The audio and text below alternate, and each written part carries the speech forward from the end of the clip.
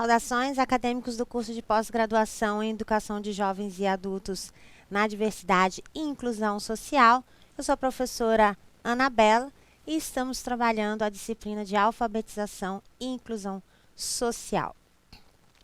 Percebemos já a concepção da alfabetização para além da codificação e da decodificação da língua escrita. Então, para a concepção de letramento, o uso social e a prática social emancipadora desse recurso de transformação, os principais tópicos da educação de jovens e adultos, os tópicos sobre gênero, os tópicos sobre direitos humanos, os tópicos sobre educação ambiental e a concepção de trabalho enquanto princípio educativo, enquanto elemento de unidade pedagógica, voltado para uma concepção unitária de educação. Na unidade de hoje, a unidade 4, veremos a EJA, Educação e Trabalho, EJA, Geração de Trabalho e Renda. Os tópicos elementares dessa unidade são Economia Solidária, Popular e EJA, Experiências de Economia Solidária e os princípios da economia solidária. Compreendem-se como objetivos identificar conceitos de economia solidária e popular, reconhecer experiências de economia solidária como processo formativo, apontar o papel da EJA para a economia solidária e distinguir os princípios de economia solidária. Sem mais delongas, passemos aos tópicos da disciplina. O primeiro tópico a ser trabalhado é economia solidária, popular e EJA. Qual a concepção que se tem de economia solidária e de economia popular? Economia solidária são experiências que se apoiam sobre o desenvolvimento de atividades econômicas para a realização de objetivos sociais, concorrendo para a afirmação de ideias de cidadania. Enquanto que economia popular, diferentemente, visa a subsistência dos que praticam as suas atividades econômicas, compostas principalmente por soluções assistenciais ou filantrópicas e iniciativas individuais não estabelecidas e informais. Portanto, economia solidária é uma concepção totalmente diferente de economia de mercado. A economia de mercado é baseada no indivíduo, baseada no sucesso individual, baseada na competição. Então, são elementos principais da economia de mercado: o indivíduo, o sucesso individual e a competição. O empreendimento individual se baseia no indivíduo, na competição entre esses indivíduos é que a economia de mercado vai se instalar. Já a economia solidária, ela tem uma perspectiva totalmente diferente. Os elementos basilares da economia solidária são o sujeito, o coletivo, o sujeito coletivo, a coletividade. E o elemento de integração é a cooperação. Então, os sujeitos se organizam de modo coletivo e essa organização coletiva visa o bem comum, visa a cooperação, visa o sucesso de todos e não o sucesso individual. Então, a engrenagem do processo de economia solidária tem por base a cooperação e visa o bem comum. Não há um indivíduo ou um elemento que se destaca. Todos trabalham para que o bem comum seja atingido. Na economia de mercado, cada um trabalha para o seu sucesso individual. Já a economia popular, ela é uma economia de mercado, ela não tem o caráter da solidariedade. A diferença entre economia popular e economia solidária é que a economia popular, ela visa subsistência. Ela tem um caráter de assistencialismo, ela tem um caráter de, inclusive, algumas atividades até mesmo criminosas ou ilegais, mas visam a subsistência. Então, a economia popular, diferente do conceito legal, o conceito ideológico e social trabalhado aqui, é uma economia de mercado, mas uma economia que se instala para a sobrevivência. Essa é a principal diferença entre esses dois conceitos, economia solidária e economia popular. A relação que se estabelece entre economia popular e entre economia solidária e educação de jovens e adultos é que os princípios da economia solidária, eles devem e podem ser aproveitados para o trabalho pedagógico na educação de jovens e adultos. E vamos ver quais são esses elementos. A economia solidária, ela trabalha com o conceito de autogestão, diferente da economia de mercado, que trabalha com o conceito de heterogestão. Na economia solidária, o trabalho é um princípio educativo e se estabelece de modo que este trabalho é organizado pelo coletivo, que caracteriza justamente a autogestão. A autogestão é a gestão compartilhada, a gestão organizada por todos os indivíduos. Então, não tem um patrão, não tem uma figura chefe que organiza a liderança, que manda e desmanda. Todos os envolvidos no processo, todos os agentes daquele contexto, eles participam da gestão do empreendimento, da gestão do processo, da gestão da engrenagem econômica. Então, não há um elemento de liderança. Todos participam da liderança, todos participam da decisão. Isso configura a autogestão. Então, a autogestão é a gestão compartilhada, diferentemente da heterogestão, que é uma gestão individualizada com a liderança determinada. É por isso que na autogestão o trabalho é princípio educativo. Por quê? Porque para a concepção de educação de jovens e adultos, quando se tem uma autogestão, ou seja, uma gestão compartilhada, esse trabalho ele se torna elemento, ele se torna parte do processo de vivência, do processo econômico, do processo histórico-social. Ele não é ele é elemento fundante, ele não é um caracterizador, ele não é uma parte do processo. Ele compreende o processo, ele faz parte do processo, ele é base do processo, ele é motivo do processo. É começo, meio e fim do processo educativo e, assim, do processo econômico. Então, diferente da heterogestão, em que o trabalho é apenas um elemento de condicionamento do lucro para aquele que é líder, para aquele que exerce a liderança ou a gestão do empreendimento. Com base nessas concepções de economia solidária, principalmente baseado no conceito de cooperação, no conceito de coletivo, no conceito de autogestão, tem alguns exemplos que transmitem essa experiência do sucesso de como a economia solidária se organiza na sociedade. Os 3 exemplos que são tragos para análise é o projeto Catem de Harmonia, o projeto Banco de Palmas e o projeto Corpo em Minas.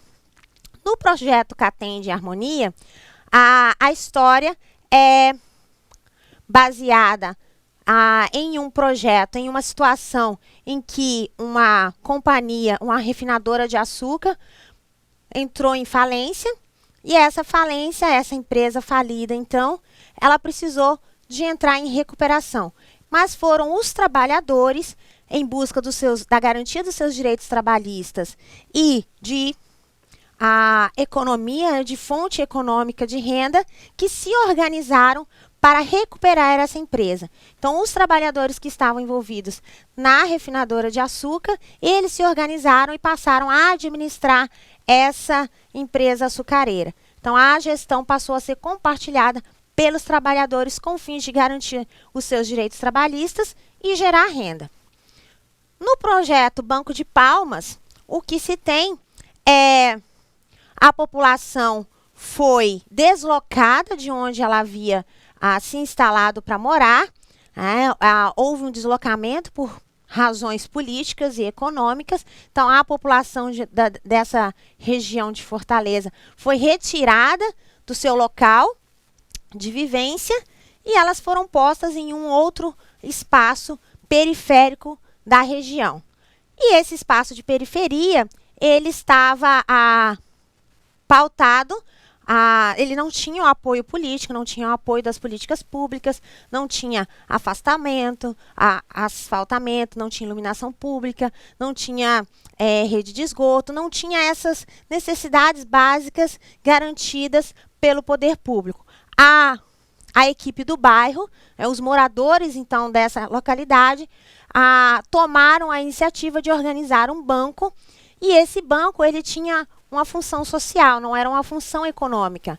Então, os moradores da região organizaram essa instituição, e essa instituição visava atender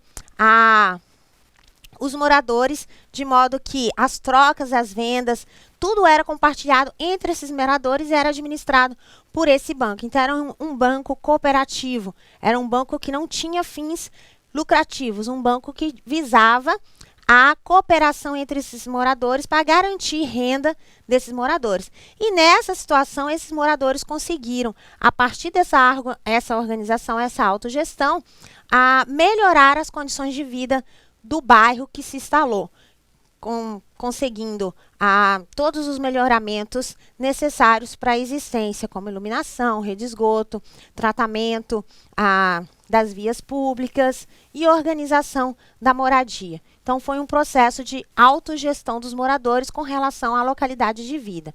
O projeto Cooper Minas, ele se baseia numa cooperativa carbonífera de Minas Gerais, e essa companhia também sofreu um processo de falência, e para que ela fosse recuperada, os trabalhadores também dessa instituição, dessa companhia, assumiram a gestão da empresa, da companhia, e aí foi compartilhada entre todos os trabalhadores, também com fins de garantir os direitos trabalhistas e a geração de renda.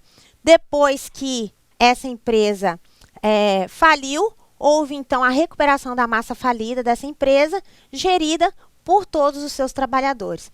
E a geração de renda foi mantida com base na autogestão dos trabalhadores pertencentes à empresa. Então, esses exemplos demonstram o quê? Demonstram que a autogestão é um elemento integrador do trabalho e da geração de renda, e que o princípio da cooperação e do coletivo fazem-se mais presentes nessas economias, de modo que elas não se tornam tão individualistas e se tornam mais solidárias. Então, a solidariedade está pautada justamente nessa estrutura, a cooperação, o coletivo e a autogestão.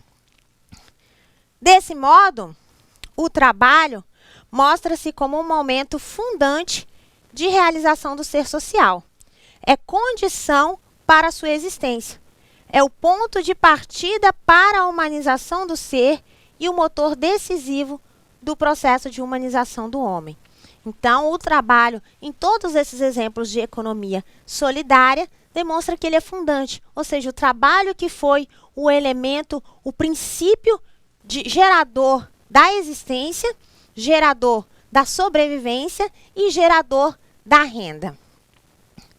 Desse modo, é necessário que os princípios da educação, os princípios da economia solidária, também sejam tratados como princípio para a educação solidária. A educação da EJA, pautada nesses princípios, já que o trabalho é um princípio educativo, a educação baseada na economia solidária deve adotar esses princípios para sua prática pedagógica. O princípio da autogestão, que é a gestão compartilhada pelos entes envolvidos no processo, pelo coletivo. O princípio da democracia, em que todos participam do processo, o poder é de todos.